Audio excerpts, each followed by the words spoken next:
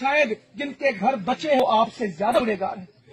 आपके ऊपर अल्लाह का ये एहसान हुआ कि दुनिया की मुसीबत आई और आखिरत की मुसीबत इसके नतीजे में कम हो गई। ये छोटा एहसान नहीं है कि दुनिया की आजमाइश आई और इस आजमाइश का अजर कब मिलना है? क़यामत में। बंदा कहेगा या अल्लाह ये तो सौदा कीमती हो गया, उस मकान के बदले में जन्नत मिल गई। मकान बेकार होते हैं, आज ही तो कल कब्रिस्तान में चले जाएंगे, जन्नत हमेशा मिलनी है। तो इस मकान से ज्यादा फिक्र किसकी हो? जन्नत की।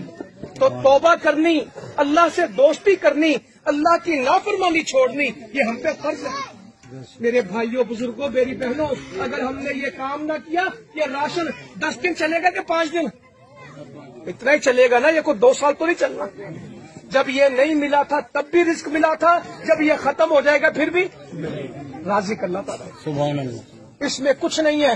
और जो लेके आए हैं ये भी आपका आपको पहुंचा रहे हैं, ये इनका नहीं था, ये आपका मुकद्दर है या इनका था?